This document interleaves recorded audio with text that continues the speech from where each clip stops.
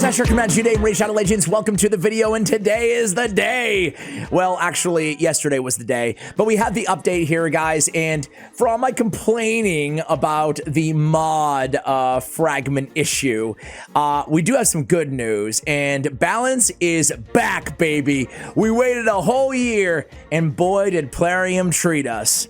They didn't just give us one champion balanced. They gave us two. Yay! Come on, this is getting crazier by the second. But I'll tell you, I kind of want to see how it plays out. Okay, who am I kidding? There's like 500 in the game that need balancing. You really should just say thank you. But at the end of the day, I'm actually really thrilled about these two specific Void Legendaries. Furthermore, listen, if they're going to start balancing 2, 3, 4, hopefully a little bit more than 2, hopefully, if they're going to start balancing, and balancing is back on the agenda, then I'm excited about it because I know we'll look back in a year that tends to fly by in these games and in life in general, and they'll hopefully be, 20 plus champions, 30 plus, who knows, that are actually super viable, especially if they buff the way that they did this time. They have Fortis, who we're not going to get into today, but suffice it to say, it's fixed. Astral Terrors is fixed. I'm not sure if he's a top tier champion in the game, but he's way better than he used to be. It's working as intended. I do plan on doing a guide either here or on my Raid Champion Guide YouTube channel. And then Fortis is Angar. He used to make me very angry. He used to make me very angry. Not the dad joke, man. I'm sorry, I'm contractually obligated to give you guys awful dad jokes. It's just what I do. Angar is probably a dude that, Void Legendaries are impossible to get, and not a lot of people have a lot of them. But he's like an old school legacy Void Legendary. So I'm glad they focused on obviously older ones like this, because no one really gets happy when they see that Void champion running out of the shard, slicking back the hair, and it's Angar. I don't care if you have respect for Angar, you didn't get excited on Angar. Only people who got excited are new players to the game. They're like, who's this dude? Because he just didn't feel like a Void Legendary, but now he does, and I'm enthusiastic. I'm not enthusiastic. I can basically guarantee anybody who has him, for the most part, will now find a use case for him, Unless you're already like absolutely, you have like Archer Queen, you have, just insane provokers already on your account, but making 3 Hydra teams and now having another 2-turn provoke option in the game, the third champion in the game to have a 2-turn provoke on a 3-turn cooldown. They give him a 75% chance of landing on an AoE, a provoke debuff, right? 1 turn guaranteed, or, placing a provoke for 1 turn, 100%, and then 75% on 2. He also has the reflect damage, the counter attack. He has the A1 that places an extra hit against enemies with the provoke. And then if an enemy with a provoke debuff attacks this champion, we have a 50% chance of replacing it with another provoke. I think that this makes him the second best provoker in the entire game. Let me know what you think, because in contention real quickly, by the way, the other part of the buff was they upped the damage on the Infuriate. So the damage multipliers, I have not seen them updated anywhere. I don't know what it was. It used to be 0.2 HP, which is pretty weak. It's weaker than Eric's A1 AoE, right? Or around the same, right? So, and by the way, Eric's A1 actually hits kind of hard, but this is the highlight. This is only ability, right? It's just this and a passive. So speaking of only ability, I'm not going to run him in a reflex set. You know what? Screw it. I am going to run him in a reflex set.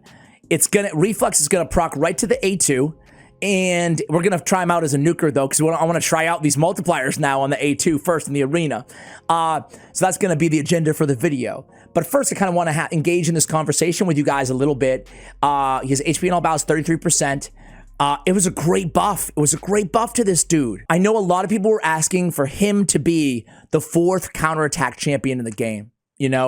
And I think that Nonsense would have been cool, but it also doesn't, like, his kit is all about provoke, and the way power creep is going in this game, it's all predicated on 2-turn provokes. Number 1 provoker in the game is this, and the target's a boss AoE provoke for 2 turns. You could even argue Angar's number 1 because, obviously Archer Queen's the best for Hydra, but 2 turns is not good in a PvE setting. However, she does have an AoE stun, so, She's insane. The other one is obviously my girl, Molly Tankard. She's got that placing and provoke, no attack on this ability. So in a lot of ways, that might be preferable in the arena, or you might like the attack in the arena, depending on your comp. But either way, we do like the damage for Hydra. Plays a provoke on all enemies for 1 turn, 50% chance of placing a 2-turn provoke. Now there's other champions like an Umbral Enchantress, but it's on a longer cooldown. She locks herself out. There's like a little, it's not a dependable provoke in the same way that these are, okay? I love Umbral, I'm just saying. Molly's a reviver, so I feel like they did a good job making Molly still like quite unique as compared to the other two that we're mentioning here on the 2-turn provokers. And Molly Tankard's Rowdy Crowd is absolutely busted. Love it. Love it. And her base speed is 107. She's fast.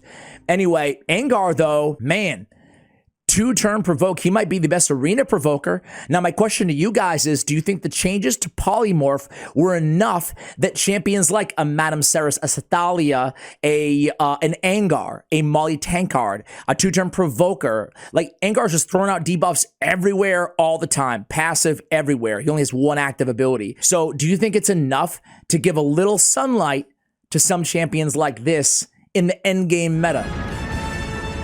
Mid-game, of course, hell, of course you can use Angar. He's going to be a beast in the arena, dude. A beast. Lockdown can 2-turn provoke is so powerful.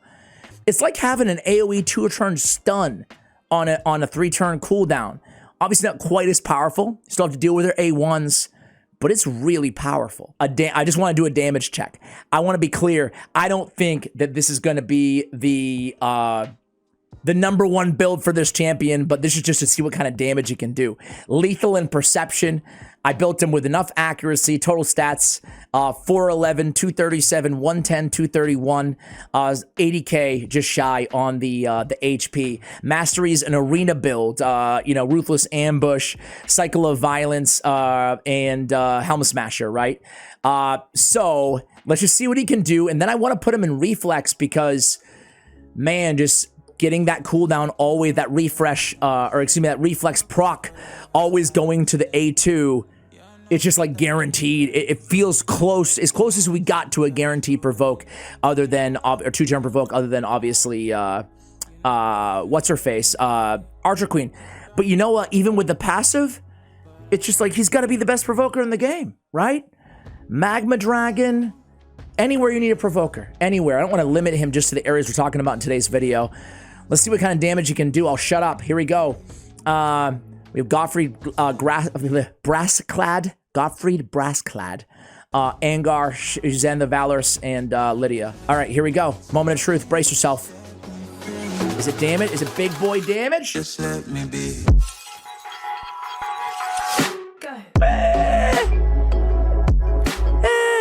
You didn't like it? It wasn't bad. It wasn't bad. It wasn't bad. Keep in mind, I have him in like a build that would be very unorthodox for this type of champion. We'd rather just go triple perception in the arena, I feel like, and build him faster than I have him built, and maybe throw a crit rate on the gauntlets or something. But let's try him again, and you have to keep in mind he has increased crit damage buff as well on him. So let's give him another shot. I mean, I'll tell you what's nasty. 2-turn provoke, 2-turn provoke, 2-turn provoke. He kills somebody too. He does damage. The battle is over. I mean, what are they gonna do? I mean, to add insult to injury, we have a stun and 2-turn provoke. I'm sorry, Syl. I love you. This close to Valentine's Day too, man. Oh. But could you love her? A haunted house.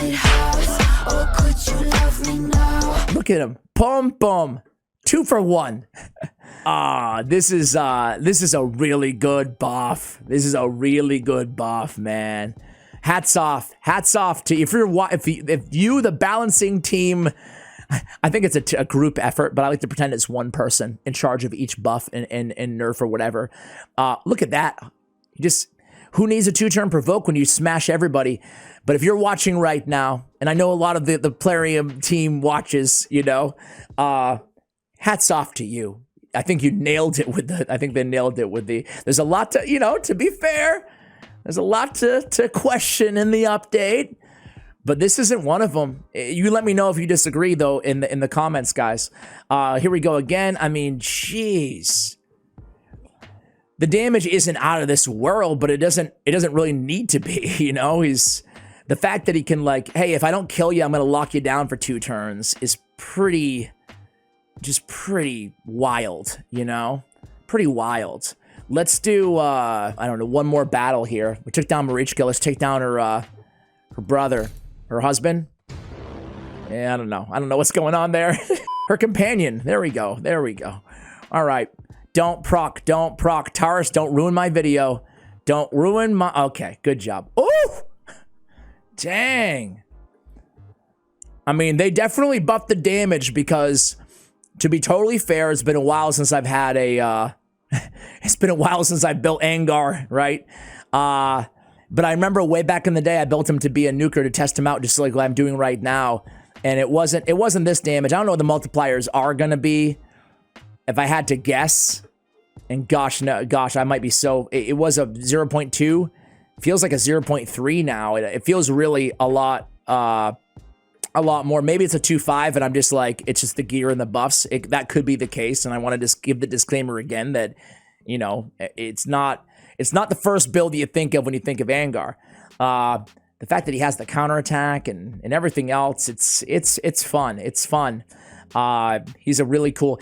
I think for the majority of players, though, you pull him now and you're excited about it, you know? He's going to go right on one of your Hydra Clan Boss teams. I hope you guys don't mind. I'm going to go ahead and build him in Reflex, and I'm going to put him on, like, one of my main teams. I might, like, if there's a mythical on there, I might take them out or something. But I just kind of want to see what he can do, you know, damage-wise, and actually keep it instead of, like, ending the battle early. So hopefully that's cool with you guys. Sometimes I like to just make it, you know, a team of all accessible fusions or daily login champions, but I'm just going to go ahead and give it to you real in today's video. 2-turn provoke and 2-turn stun. Did he have that at one point? No, I'm sorry. I'm getting ahead of myself. I'm getting crazy here. Damn it, focus! All right, take him down. You know what, guys?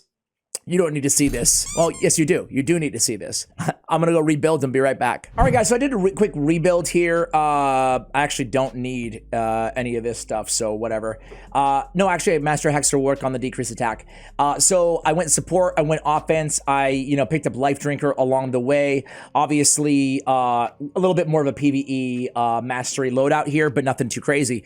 I put him in Reflex. Why not? He has one skill, same reason that I love Contra the Cyclone and Reflex, right? And she's in the conversation too. I feel like the best provoker out there in the game.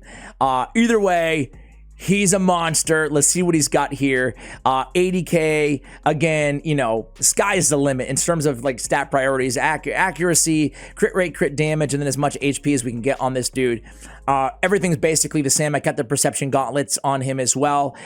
Let me set up my clan boss team and let's get into it here, guys. All right, guys, so here's the team. Elva as a reviver, as a healer, as a cleanser, as everything that Elva is. We have Angar, Cupidus, Venus, damage, debuffs, control. We have Michinaki for, you know, extra buff removal for Hex. And then we have Tuanarok for cleanse, increase defense, increase speed as well. Okay, so it looks like a pretty well-balanced team.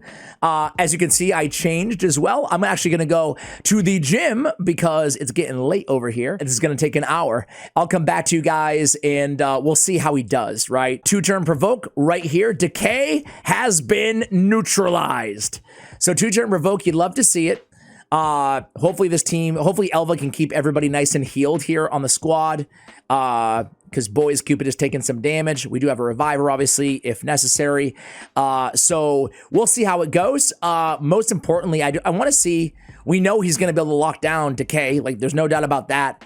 I want to see what the trade-off looks like between, you know, he and Molly. I realize that they probably, the vast majority of players don't have both, so it's not a question of one or the other, but for me it is, right? So is it worth giving up like an extra reviver and, you know, whatever for this? And already, I don't love the start with all those buffs stacked up, but things sometimes take about, you know, 20 turns or whatever, boss count that is, for things to kind of stabilize. And I think that will be the case because I'm just going to keep it on full auto. I'm not going to go try hard mode today. But I'm curious to see what kind of damage he'll put out, right? So stay tuned and find out. Be right back. All right, guys, so we are back. 45-minute battle, Hydra Brutal. 254 million damage. Angar put out a pretty dang impressive 23 million almost damage. That's 10 million, 9 million less than Venus. And Venus is a great debuffer and damage dealer with her poisons and her burn, of course, 2 AoEs. So I'm pretty impressed overall. I'm actually really impressed overall. I'm sure you can tell from the video. Great buff. He went from 0 to hero as it pertains to Hydra, Magma Dragon, or anywhere in the game that you need a Provoker. So Angar, success. 1 down, I guess 2 down, if you include Fortis. About, I don't know, about 20 to go, legendaries. 30?